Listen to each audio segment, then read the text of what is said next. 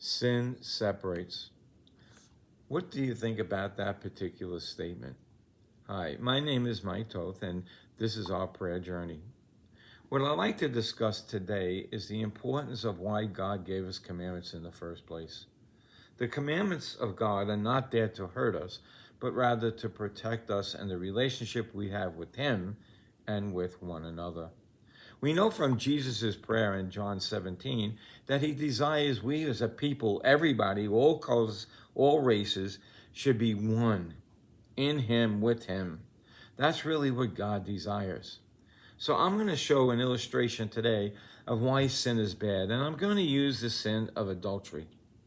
Now, God does not sugarcoat or cover up sin in the Bible. Rather, He points it out. Abraham, who through the promise came to all mankind, to everyone, that we can be saved by God through him, was given a promise. The promise was this: he was going to have a child from Sarai. But Sarai convinced him and said, you know what?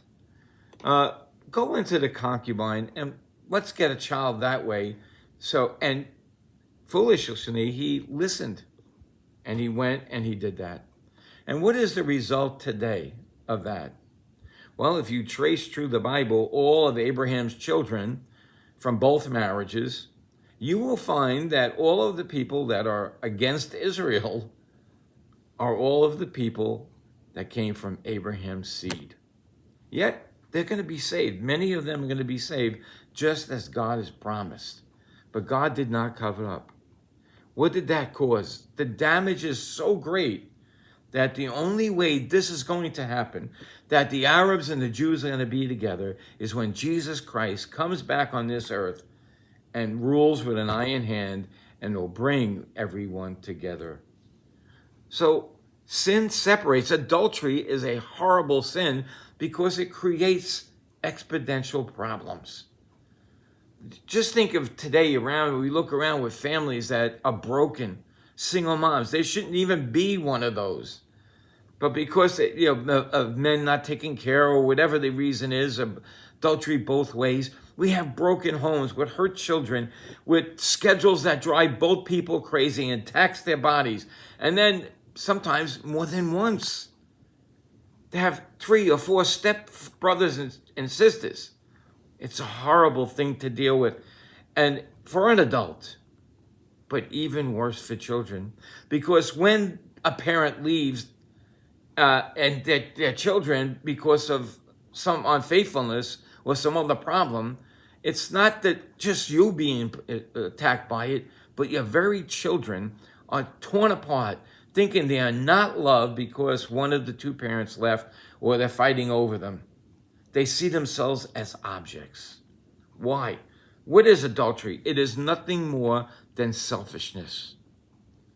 Be honest with yourself. Confess and repent.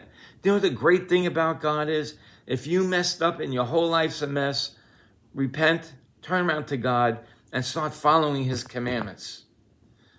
Not long ago, well, I say maybe a year or 2 ago, I had somebody write me when I did something about a marriage.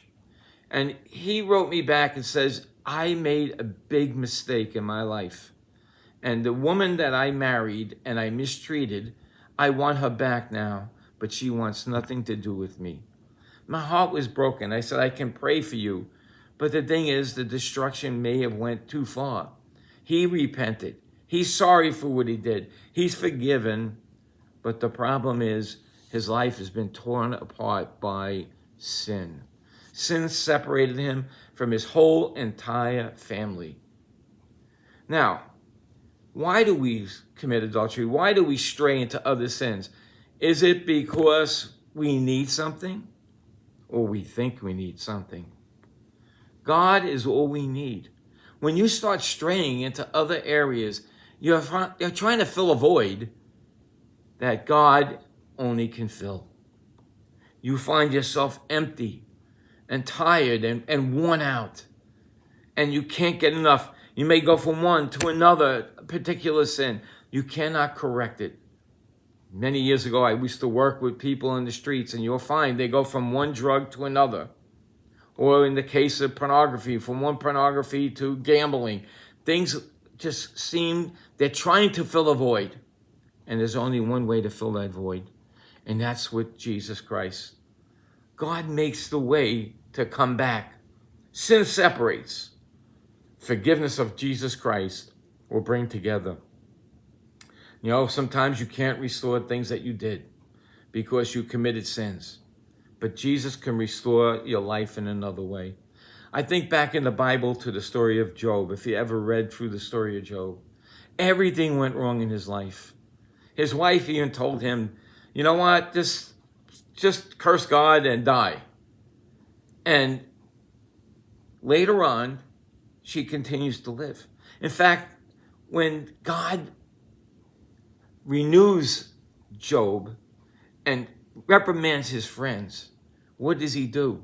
He gives them more children, and they're better looking than any of the ones that were in the land at the time. Did his wife change? I don't think so. He stood with her despite all the things she did to him and how she neglected him. You know why? God commands us to love. God commands us to stay together. And if you do, you will be rewarded. God doesn't stop loving you because you did something wrong. You should not stop loving those that he commanded you to love. You see, love is not a feeling. It's a decision. So until next time, may Jesus increase as we decrease.